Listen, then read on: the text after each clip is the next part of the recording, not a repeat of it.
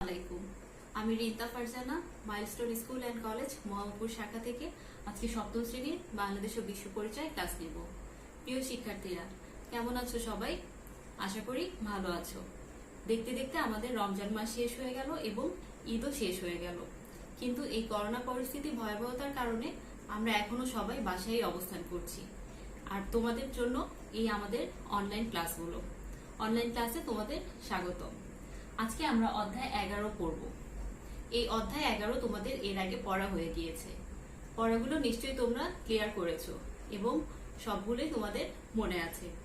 এই অধ্যায় থেকে আমরা আজকে সৃজনশীল এবং বহু নির্বাচনী প্রশ্নের উত্তরগুলো সমাধান করব। তাহলে চলো আমরা আজকে আমাদের পড়াটা শুরু করি। আমি প্রথমেই তোমাদেরকে একটু বলে দিই যে প্রথমে আমি তোমাদেরকে এই অধ্যায়ের সবগুলো নিয়ে একটু আলোচনা করে দিই, যাতে তোমরা একটু আবার রিভিশন করতে পারো। আমরা এই অধ্যায়ে বাংলাদেশের সাথে 5টা দেশের বন্ধুত্ব এবং সহযোগিতার সম্পর্ক পড়েছিলাম। এই 5টা দেশ কি কি ছিল বলতো? ভারত, চীন, জাপান, কোরিয়া আর মালয়েশিয়া। আর আমরা এই 5টা দেশ সম্পর্কে জানতে পেরেছিলাম। তাহলে আমি এই 5টা দেশ সম্পর্কে কিছু তথ্য তোমাদেরকে আরেকবার বলে দিই। তোমরা তোমাদের সামনে বই নিয়ে অবশ্যই বসেছো। বই এবং কলম পেন্সিল নিয়ে বসো এবং গুরুত্বপূর্ণ লাইনগুলো তোমরা আন্ডারলাইন করে রাখবে। তাহলে আমি ভারত নিয়ে কিছু তথ্য তোমাদেরকে এখান থেকে বলে দিই। ভারত ছিল দক্ষিণ এশিয়ার একটি বৃহৎ ও শক্তিশালী রাষ্ট্র। আর ভারতের রাজধানী কি ছিল বলতো? ভারতের রাজধানী ছিল নয়াদিল্লি। আর ভারতকে প্রাচীন সভ্যতা সমৃদ্ধ দেশ বলা হয়, কারণ এখানে প্রায় 5000 বছর আগের সভ্যতার নিদর্শন পাওয়া গেছে। এরপরে আরো একটি তথ্য ছিল যে 1947 সালের 15ই আগস্ট ভারত স্বাধীনতা লাভ করে। তাহলে আমরা জানতে পারছি যে ভারতের স্বাধীনতা দিবস 1947 সালের 15ই আগস্ট। চীন। চীন হচ্ছে পূর্ব এশিয়ার একটি দেশ। তাহলে ভারত ছিল দক্ষিণ এশিয়ার একটি দেশ আর চীন হলো পূর্ব এশিয়ার একটি দেশ। চীনের রাজধানীর নাম কি বলতো? চীনের রাজধানী হচ্ছে বেইজিং। আর চীন ভারত ও রাশিয়ার মাঝখানে অবস্থিত। তারপরে চীনের জলবায়ু কেমন ছিল? চীনের জলবায়ু ছিল নাতিশীতোষ্ণ। এরপরে চীনের জাতি ছিল প্রায় 56টি। তার মধ্যে উল্লেখযোগ্য ছিল জুয়াং, মাঞ্চু, হুই, মোগল ইত্যাদি। এরপরে দেখো চীনের অর্থনীতি লেখা আছে। চীনের অর্থনীতি ছিল কৃষি নির্ভর। এছাড়াও কিন্তু আরো অনেক তথ্যই তোমাদের বইয়ে আছে, যেমন হচ্ছে বৃহত্তম পর্বতশৃঙ্গ মাউন্ট এভারেস্ট, যেটা হচ্ছে নেপাল এবং চীনের বরাবর অবস্থিত। এরপরে দেখো জাপান। জাপান হচ্ছে পূর্ব এশিয়ার একটি দ্বীপময় দেশ, প্রায় 4000 দ্বীপ নিয়ে গঠিত। তাহলে আমরা দ্বীপময় দেশ বলতে বুঝি জাপানকে। এরপরে জাপানের রাজধানীর নাম টোকিও। জাপানের জলবায়ু কিন্তু নাতিশীতোষ্ণ। তাহলে দেখো চীনের জলবায়ু নাতিশীতোষ্ণ, জাপানেরটাও নাতিশীতোষ্ণ ছিল। আর জাপানের জাতিগত ধর্ম শিন্টো। তাহলে শিন্টো কোন দেশের জাতিগত ধর্ম বলতে পারি আমরা? উত্তর হবে জাপান। এরপরে আসি আমরা কোরিয়া। কোরিয়া হচ্ছে এশিয়া মহাদেশের উত্তর পূর্ব কোণে অবস্থিত। আর কোরিয়ায় দ্বীপের সংখ্যা ছিল প্রায় 3000-এর মতো। এরপরে আছে মালয়েশিয়া। মালয়েশিয়া হচ্ছে দক্ষিণ পূর্ব এশিয়ার একটি দেশ। প্রায় 15টি প্রদেশ নিয়ে মালয়েশিয়া গঠিত হয়। আর মালয়েশিয়ার রাজধানী ছিল কুয়ালালামপুর। তারপরে মালয়েশিয়া দেখো 4টা প্রধান সমুদ্র বন্দর ছিল। এগুলো হচ্ছে জর্জ টাউন, ক্ল্যাং, কুচিং, পেনাং। এই 4টা হচ্ছে মালয়েশিয়ার প্রধান সমুদ্র বন্দর।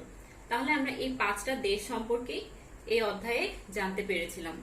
তাহলে তোমরা পুরো অধ্যায় সম্পর্কে ক্লিয়ার হয়েছো এবং সবকিছু ভালোভাবে মনে রেখেছো। এবারে তাহলে আমরা আজকে পাঠ থেকে শিখব অনুশীলনী, বহু নির্বাচনী এবং সৃজনশীল প্রশ্নের সমাধান করব। দেখো প্রথমে বহু নির্বাচনী প্রশ্নে কুচিং কোন দেশের সমুদ্র বন্দর? আচ্ছা, আমরা 5টা যে দেশ পড়েছিলাম তার মধ্যে কুচিং কোন দেশের সমুদ্র বন্দর ছিল বলতো? তাহলে উত্তর কি কি আছে এখানে দেখো, কোরিয়া, ভারত, জাপান এবং মালয়েশিয়া। 4টা দেওয়া আছে। উত্তর কি হবে? মালয়েশিয়া। তাহলে কুচিং মালয়েশিয়ার সমুদ্র বন্দর। মালয়েশিয়ার 4টা সমুদ্র বন্দর ছিল। এগুলো হচ্ছে জর্জ টাউন, ক্ল্যাং, কুচিং এবং পেনাং। তাহলে বুঝতেই পারলাম আমরা কুচিং মালয়েশিয়ার সমুদ্র বন্দর। এরপরে 2 নম্বর দেখো, জাপানের জলবায়ু পরিলক্ষিত হয়। উত্তরে আছে 1 নাম্বার মৌসুমী বায়ুর প্রভাব, 2 নাম্বার আর্দ্রতাপূর্ণ গ্রীষ্মকাল, 3 নাম্বার বৃষ্টিবহুল শীতকাল। এরপরে দেখো তাহলে লেখা আছে নিচের কোনটি সঠিক? 1 ও 2, 2 ও 3, 1 ও 3, 1, 2 ও 3। তাহলে প্রথমে আমরা দেখি 1 ও 2 এ কি কি আছে। মৌসুমী বায়ুর প্রভাব, আর্দ্রতাপূর্ণ গ্রীষ্মকাল। 2 ও 3 এ আছে আর্দ্রতাপূর্ণ গ্রীষ্মকাল এবং বৃষ্টিবহুল শীতকাল। এরপরে 1 ও 3 এ আছে মৌসুমী বায়ুর প্রভাব এবং বৃষ্টিবহুল শীতকাল। তারপরে 4 নম্বরে আছে 1, 2 ও 3। তাহলে মৌসুমী বায়ুর প্রভাব, আর্দ্রতাপূর্ণ গ্রীষ্মকাল এবং বৃষ্টিবহুল শীতকাল। এখানে জাপানের জলবায়ুর কথা বলা হয়েছে। তাহলে তোমরা তোমাদের বইয়ে দেখো 106 পৃষ্ঠায় জাপানের জলবায়ুর কথা বলা আছে। দেখো এখানে জাপানের জলবায়ু লেখা আছে নাতিশীতোষ্ণ মণ্ডলীয়। এখানকার উত্তর পূর্বাঞ্চলে মৌসুমী জলবায়ুর প্রভাব স্পষ্ট।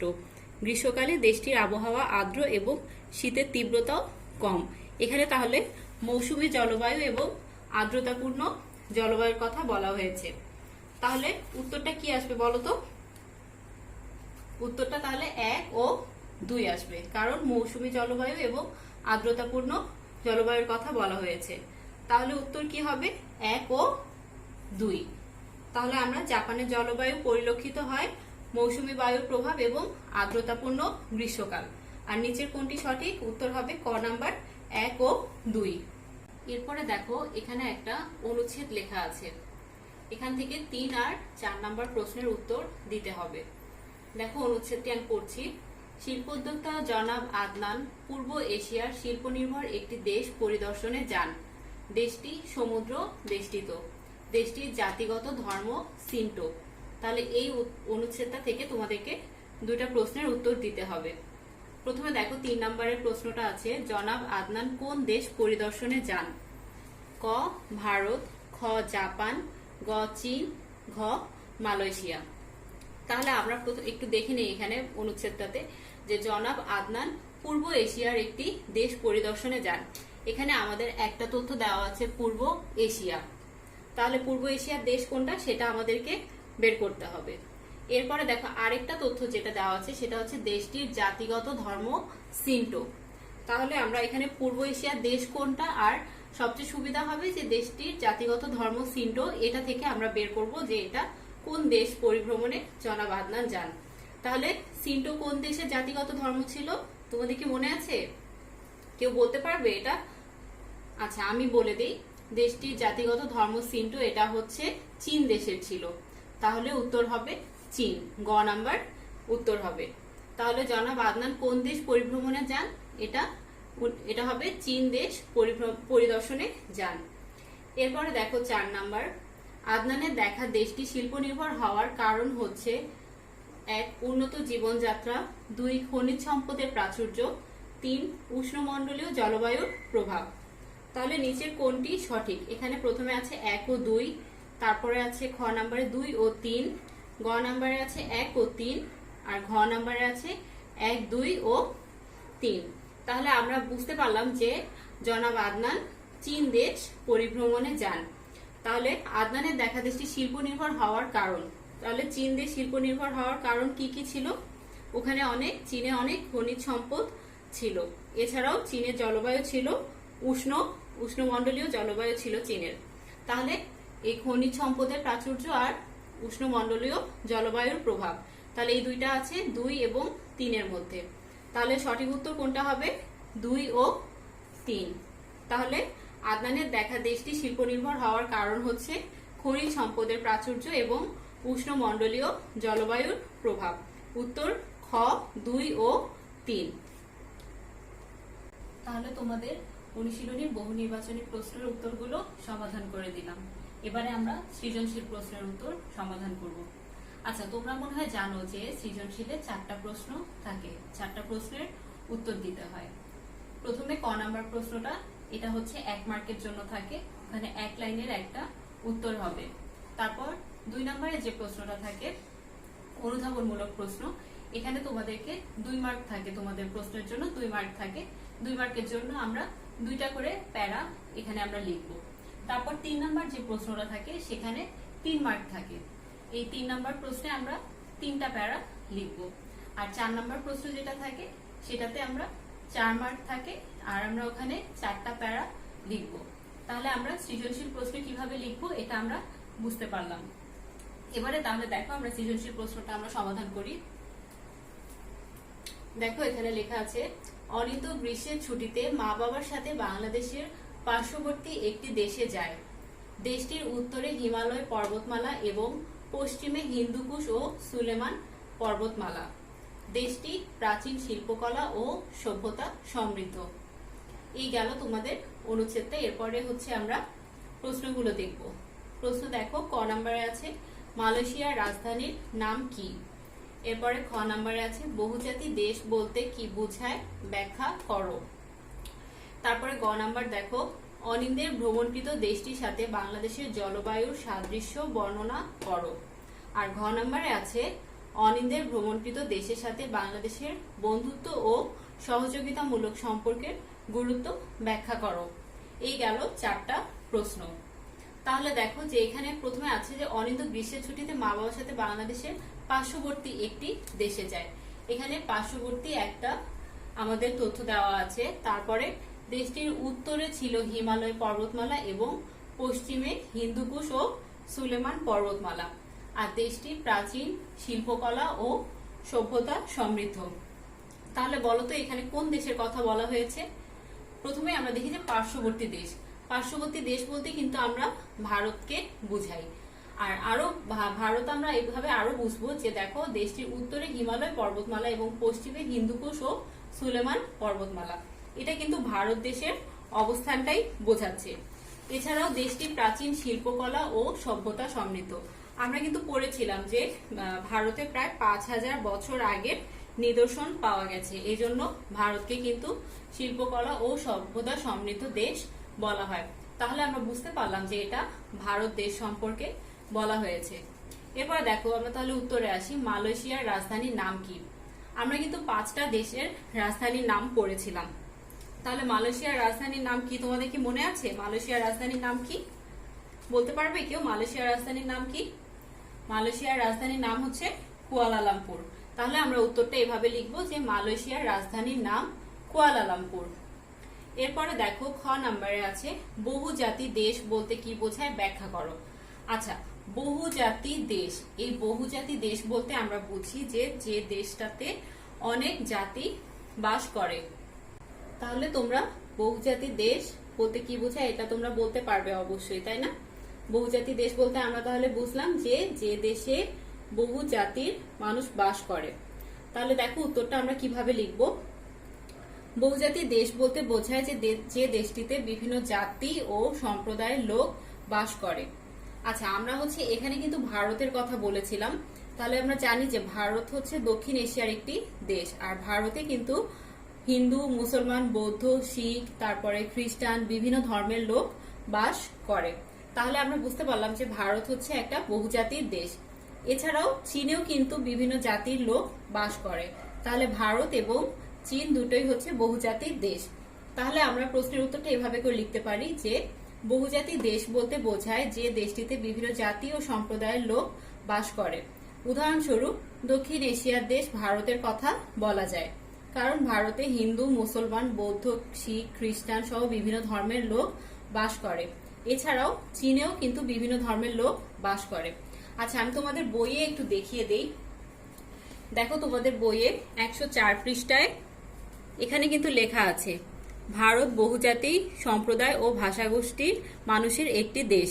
এ দেশে হিন্দু, মুসলমান, বৌদ্ধ, শিখ, খ্রিস্টান, জৈন সহ বহু ধর্মের লোক বাস করে। তাহলে এখানে কিন্তু আমরা বুঝতে পারতেছি যে ভারত বহুজাতির একটি দেশ। এরপরে দেখো চীনের কথা আমরা বলেছিলাম। চীনে দেখো চীনও হচ্ছে বহুজাতি ও সম্প্রদায়ের বাস এই দেশটিতে। তাহলে চীনও বহুজাতির দেশ। তাহলে তোমরা ক এবং খ নাম্বার প্রশ্নের উত্তর বুঝতে পেরেছো। তোমরা কি সবাই বুঝতে পেরেছো আমার কথাগুলো? আশা করি তোমরা বুঝতে পেরেছো। তাহলে ক এবং খ নাম্বার প্রশ্ন কিভাবে উত্তর লিখতে হবে এটা তোমরা বুঝতে পারলে। এরপরে তাহলে আমরা গ নাম্বারটাতে আসি। গ নাম্বার দেখো প্রশ্নটা আছে অনিতের ভ্রমণকৃত দেশটির সাথে বাংলাদেশের জলবায়ু সাদৃশ্য বর্ণনা করো।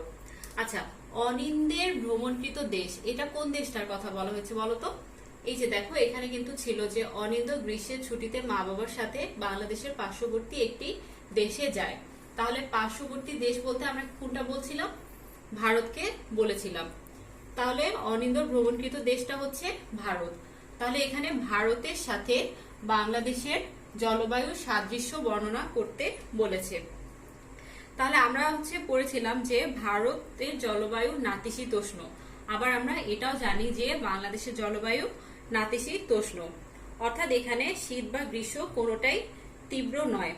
এছাড়াও ভারতে কিন্তু আমরা মৌসুমী বায়ুর একটা প্রভাব লক্ষ্য করা যায়, যেটা বাংলাদেশেও রয়েছে। এখানে মানে বাংলাদেশ এবং ভারত দুটারই জলবায়ু সমভাবাপন্ন, কারণ এখানে অনুকূল আবহাওয়ার কারণে উভয় দেশেই ভালো ফসল উৎপন্ন হয়। আর মৌসুমী বায়ুর প্রভাবে এখানে প্রচুর বৃষ্টিপাতও হয়। তাহলে আমরা বুঝতে পারলাম যে এখানে ভারত এবং বাংলাদেশের জলবায়ুর কথা বলা হয়েছে। তাহলে গ নাম্বার প্রশ্নের উত্তর আমি তোমাদের বলে দিলাম, তোমরা নিশ্চয়ই বুঝতে পেরেছো। আমি আরেকবার বলে দিই, তাহলে গ নাম্বার প্রশ্ন, এখানে আমরা এটা 3 মার্কের প্রশ্ন থাকে, এখানে 3টা প্যারায় আমরা উত্তরটা লিখব। এরপরে দেখো ঘ নাম্বার প্রশ্নে কি আছে, অনিন্দের ভ্রমণকৃত দেশের সাথে বাংলাদেশের বন্ধুত্ব ও সহযোগিতামূলক সম্পর্কের গুরুত্ব ব্যাখ্যা করো। তাহলে অনিন্দের ভ্রমণকৃত দেশ কোনটা ছিল? অনিন্দের ভ্রমণকৃত দেশ ছিল ভারত। তাহলে এখানে ভারতের সাথে বাংলাদেশের বন্ধুত্ব এবং সহযোগিতামূলক সম্পর্কের কথা বলা হয়েছে। তাহলে এই প্রশ্নটা উত্তর আমরা এভাবে করে লিখতে পারি যে অনিন্দের ভ্রমণকৃত দেশটির সাথে বাংলাদেশের বন্ধুত্ব এবং সহযোগিতামূলক সম্পর্কের গুরুত্ব অপরিসীম। আচ্ছা, তাহলে এটা ভারতের কথা বলা হয়েছে। তাহলে ভারতের সাথে বাংলাদেশের বন্ধুত্ব ও সহযোগিতার সম্পর্কের গুরুত্ব অপরিসীম।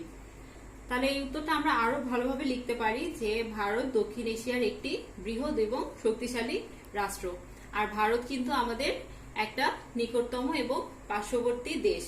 তাহলে প্রতিবেশী দেশ হয় ভারত কিন্তু যে কোনো কিছুতেই বাংলাদেশকে সাহায্য এবং সহযোগিতা করতে পারে। তাহলে আমরা বইয়ে দেখেছিলাম যে ভারত কিন্তু স্বাধীনতা যুদ্ধের সময় আমাদেরকে অনেক সাহায্য করেছিল। সেই সময় কিন্তু তারা অস্ত্র, তারপরে অর্থ, সৈন্য সরবরাহ করে বাংলাদেশকে সাহায্য করেছিল। তাহলে আমরা বুঝতেই পারলাম যে ভারত বাংলাদেশকে যে কোনো কিছুতেই সাহায্য সহযোগিতা করে। তাহলে অনিন্দের ভ্রমণকৃত দেশটা ভারত। ভারতের সাথে বাংলাদেশের একটা বন্ধুত্ব এবং সহযোগিতামূলক সম্পর্ক রয়েছে। তাহলে আমরা এই 4 নাম্বার প্রশ্নটা 4টা প্যারায় লিখব। তাহলে এই গেল তোমাদের সৃজনশীল প্রথম প্রশ্নের উত্তর। তাহলে এখান থেকে আমরা ক, খ, গ, ঘ 4টা প্রশ্ন এবং এগুলোর উত্তর সম্পর্কে জানতে পারলাম। তাহলে আমাদের আরেকটি সৃজনশীল প্রশ্ন শেষ হয়ে গেল। এবারে দেখো আরেকটা সৃজনশীল প্রশ্ন, এখানে 2টা ঘটনার কথা দেওয়া আছে। এর আগে যেটা আমরা করেছিলাম সেখানে একটা উদ্দীপক দেওয়া ছিল, সেখান থেকে আমরা 4টা প্রশ্নের উত্তর করেছি। আর এখানে কিন্তু দেখো 2টা ঘটনা দেওয়া আছে, আমরা এখন পড়লেই বুঝতে পারবো। তারপরে আমরা এখান থেকে প্রশ্নের উত্তরগুলো বের করব। দেখো ঘটনা 1-এ আছে, জনাব শফিউল দক্ষিণ পূর্ব এশিয়ার একটি দেশে বেড়াতে গিয়েছেন। সমুদ্র বেষ্টিত দেশটির প্রাকৃতিক দৃশ্য অত্যন্ত মনোরম।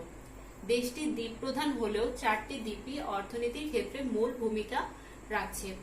এই গেল ঘটনা 1। এরপরে ঘটনা 2-এ আছে, জনাব কবির দীর্ঘদিন যাবৎ পূর্ব এশিয়ার একটি দেশে কর্মরত আছেন। দেশটি পৃথিবীর মধ্যে সর্বাধিক জনবহুল দেশ হলেও অর্থনৈতিকভাবে বেশ সমৃদ্ধ। এরপরে দেখো প্রশ্নগুলো কি কি আছে। পৃথিবীর বৃহত্তম পর্বতমালার নাম কি? খ নাম্বারে আছে, ভারতকে পৃথিবীর অন্যতম প্রাচীন সভ্যতা সমৃদ্ধ দেশ বলা হয় কেন? ব্যাখ্যা করো। গ নাম্বারে আছে, জনাব শফিউলের বেড়াতে যাওয়া দেশটির জলবায়ু কেমন? বর্ণনা করো। এরপরে ঘ নাম্বারে আছে, ঘটনা 1 ও ঘটনা 2 দেশ দুটির অর্থনীতির তুলনামূলক বিশ্লেষণ করো। তাহলে আমরা প্রথম প্রশ্নটাতে যাই। প্রথম প্রশ্নে দেখো কি লেখা আছে, পৃথিবীর বৃহত্তম পর্বতমালার নাম কি? তোমাদের মনে আছে পৃথিবীর বৃহত্তম পর্বতমালা আমরা কি পড়েছিলাম? বলতে পারবে? তাহলে আমি বলে দেই, পৃথিবীর বৃহত্তম পর্বতমালা হচ্ছে হিমালয় পর্বতমালা। এই প্রশ্নের উত্তরটা আমরা এক লাইনে এভাবে করে লিখবো যে পৃথিবীর বৃহত্তম পর্বতমালার নাম হিমালয়। তাহলে হিমালয় হচ্ছে পৃথিবীর বৃহত্তম পর্বতমালা। আমি তোমাদের বইয়ে দেখিয়ে দিই, দেখো এখানে কিন্তু ভারতের লেখা আছে, ভারত দেশটার যে কথা আমরা পড়েছিলাম এখানে কিন্তু লেখা আছে এর উত্তরে রয়েছে পৃথিবীর বৃহত্তম হিমালয় পর্বতমালা। তাহলে এখান থেকে আমরা বুঝতে পারলাম যে বৃহত্তম হিমালয় পর্বতমালা। তারপরে দেখো 2 নম্বরে, ভারতকে পৃথিবীর অন্যতম প্রাচীন সভ্যতা সমৃদ্ধ দেশ বলা হয় কেন, ব্যাখ্যা করো। আচ্ছা, আমরা কিন্তু পড়েছিলাম যে ভারতে প্রায় 5000 বছর আগের নিদর্শন পাওয়া গেছে, এজন্য কিন্তু ভারতকে প্রাচীন সভ্যতা সমৃদ্ধ দেশ বলা হয়। তাহলে আমরা এই প্রশ্নের উত্তরটা এভাবে করে লিখতে পারি, দেখো এখানে 5000 বছর আগের সভ্যতার নিদর্শন পাওয়া যাওয়ায় ভারতকে পৃথিবীর প্রাচীন সভ্যতা সমৃদ্ধ দেশ বলা হয়। তাহলে দেখো এখানে অজন্তা পর্বত গুহা চিত্রকর্ম, তারপরে আগ্রার তাজমহল, দিল্লির কুতুব মিনার, লালকেল্লা প্রভৃতি কিন্তু ভারতের প্রাচীন সভ্যতার পরিচয় বহন করে। তাহলে এই প্রশ্নের উত্তরটা আমরা 2টা প্যারায় লিখবো। এখানে তোমরা অল্প একটু ফাঁকা করে, দুই আঙ্গুল ফাঁকা করে তারপরে এই প্রশ্নের উত্তরটা লিখবে। তাহলে ভারতকে পৃথিবীর অন্যতম প্রাচীন সভ্যতা সমৃদ্ধ দেশ বলা হয় কেন, এটা আমরা বুঝতে পারলাম। আচ্ছা, তোমাদের বইয়ে দেখো, বই বের করে দেখো, পাঠ 1-এ কিন্তু লেখা আছে, দেখো এই জায়গাটাতে ভারতকে পৃথিবীর অন্যতম প্রাচীন ও সভ্যতা সমৃদ্ধ দেশ বলা হয় কারণ 5000 বছর আগের সভ্যতার নিদর্শন পাওয়া গেছে।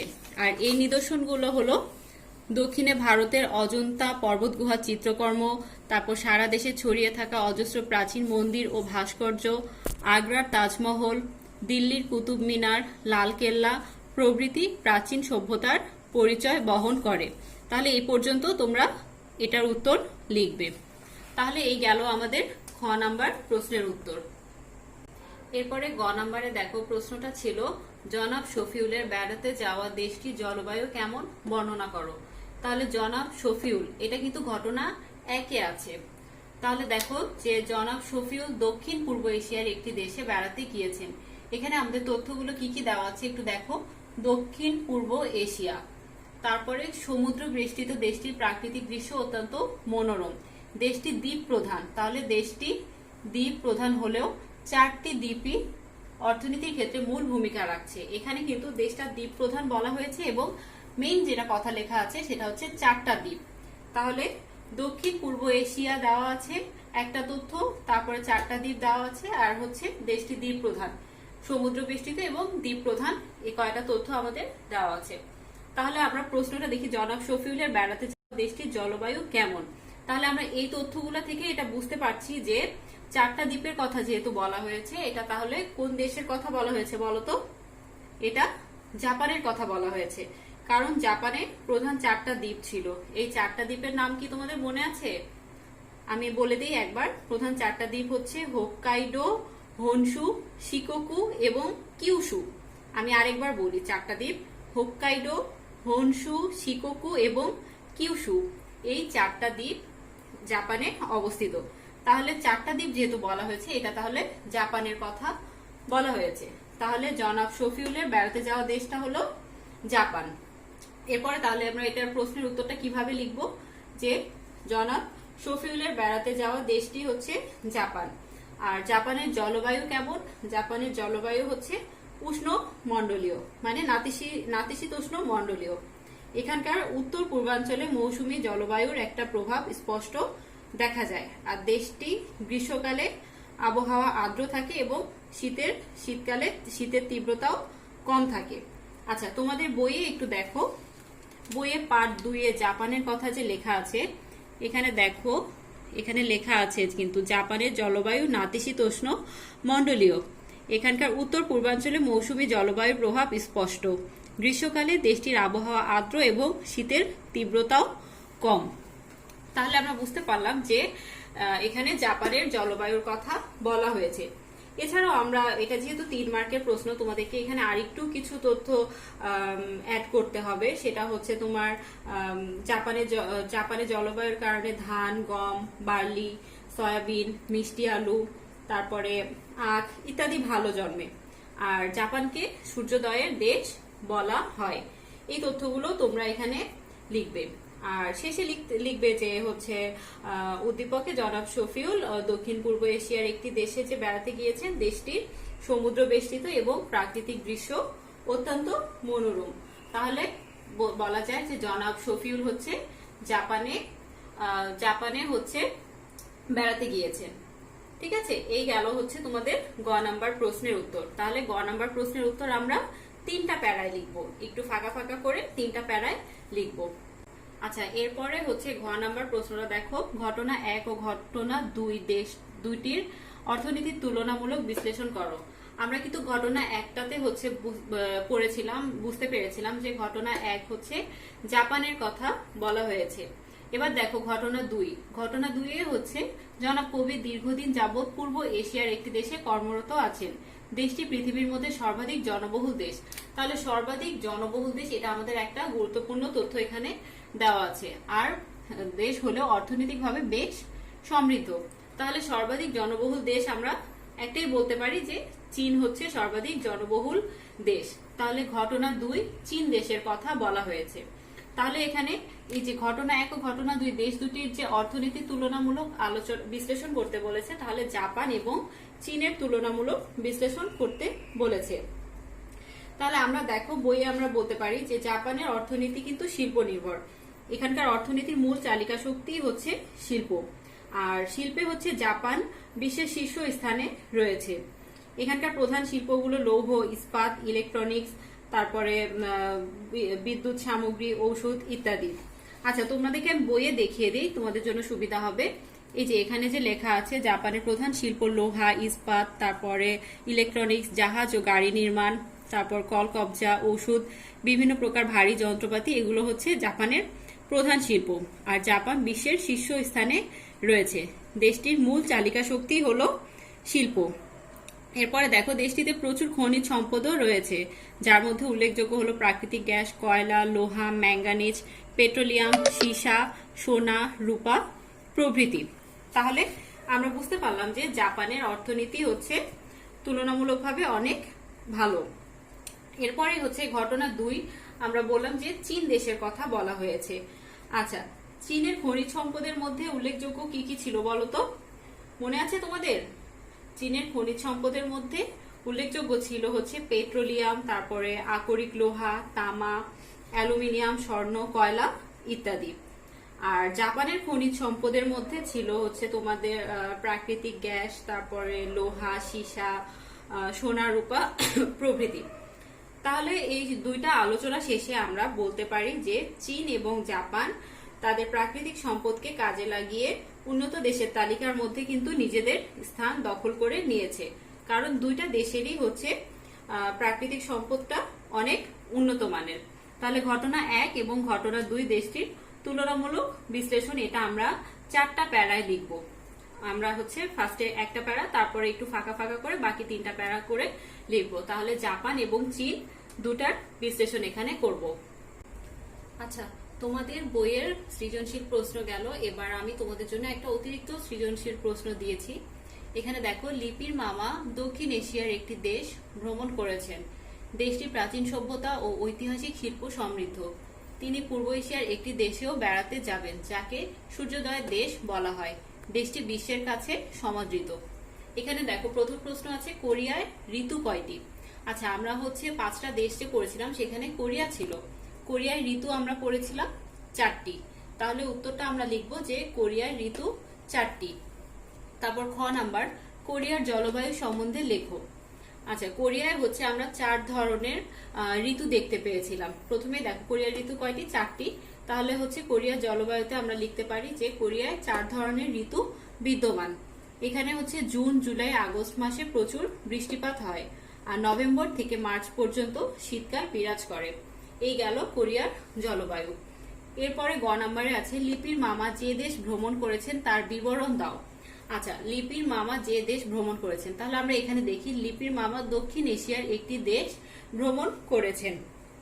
তাহলে হচ্ছে দক্ষিণ এশিয়ার দেশ বলতে আমরা ভারতকে বুঝাচ্ছি। তাহলে লিপির মামা ভারত ভ্রমণ করেছিলেন। তাহলে ভারত সম্পর্কে এখানে বিবরণ দিতে বলেছে। এখানে তোমরা ভারতের আয়তন, তারপর ভারতের লোক সংখ্যা, ভারতের রাজধানী নয়াদিল্লি, তারপরে ভারতে প্রায় 5,000 বছর আগের নিদর্শন পাওয়া গেছে, এই তথ্যগুলো এখানে তোমরা তুলে ধরবে। এরপরে ঘ নাম্বার, পূর্ব এশিয়ার কোন দেশটির অর্থনীতিকে শক্তিশালী বলেছেন এবং কেন, যুক্তিসহ ব্যাখ্যা করো। পূর্ব এশিয়ার দেশ, পূর্ব এশিয়ার দেশে সে লিপির মামা বেড়াতে গিয়েছেন, যাকে সূর্যোদয়ের দেশ বলা হয়। দেশটি বিশ্বের কাছে সমাদৃত। আচ্ছা, সূর্যোদয়ের দেশ এটা কিন্তু আমরা সবাই মোটামুটি জানি, তাই না? সূর্যোদয়ের দেশ হচ্ছে জাপান। তাহলে এখানে জাপানের কথা বলা হয়েছে এবং জাপানের অর্থনীতিকে শক্তিশালী বলেছেন, সেটা যুক্তিসহ ব্যাখ্যা করতে বলেছে। তাহলে হচ্ছে আমরা বলতে পারি যে শিল্পের দিক থেকে জাপান বিশ্বের শীর্ষ দেশ। এদেশের অর্থনীতির মূল চালিকা শক্তি হচ্ছে শিল্প। আমরা একটু আগে মনে হয় একটাতে পড়েছিলাম এই জিনিসটা, তাই না? এর প্রধান শিল্প হচ্ছে লোহা, ইস্পাত, তারপরে ইলেকট্রনিক্স, জাহাজ ও গাড়ি নির্মাণ, বস্ত্র, ওষুধ, বিদ্যুৎ সামগ্রী ইত্যাদি হচ্ছে জাপানের শিল্প। আর শিল্পোন্নত হওয়ায় জাপান কিন্তু অর্থনীতিতে বিরাট অবদান রাখে। তাহলে আমরা উপরে মানে বলতে পারি যে শেষে আমরা এটা বলতে পারি যে উপরে আলোচনার পরিপ্রেক্ষিতে বলা যায় যে শিল্প দ্বারা পৃথিবীর অর্থনীতিকে জাপান অনেক গুরুত্বপূর্ণ ভূমিকা রাখতে পারে। লিপির মামা তাই হচ্ছে জাপান দেশটিকে অর্থনীতিতে শক্তিশালী বলেছেন। তাহলে এই গেল তোমাদের অতিরিক্ত প্রশ্নের উত্তর। এবারে আমি তোমাদের জন্য একটি হোমওয়ার্ক দিচ্ছি। হোমওয়ার্ক নাম্বার হচ্ছে 20। হোমওয়ার্কটা তোমাদের অতিরিক্ত সৃজনশীল প্রশ্নের খ আর গ উত্তরটা তোমাদের HW খাতায় লিখবে এবং স্কুল খোলার পরে তোমরা এটা তোমাদের বিষয় শিক্ষককে জমা দিবে। তাহলে এই গেল তোমাদের HW হোমওয়ার্ক। তাহলে প্রিয় শিক্ষার্থীরা, আশা করি তোমরা ক্লাসটা খুব মনোযোগ সহকারে দেখেছো এবং ক্লাসটা ভালোভাবে বুঝেছো। তোমরা এই ক্লাসটি ভালো করে দেখবে এবং এখান থেকে তোমাদের যে হোমওয়ার্কটা দেওয়া আছে সেটা তোমরা করে রাখবে। সবাই বাসায় থাকবে এবং সাবধানে থাকবে। ধন্যবাদ।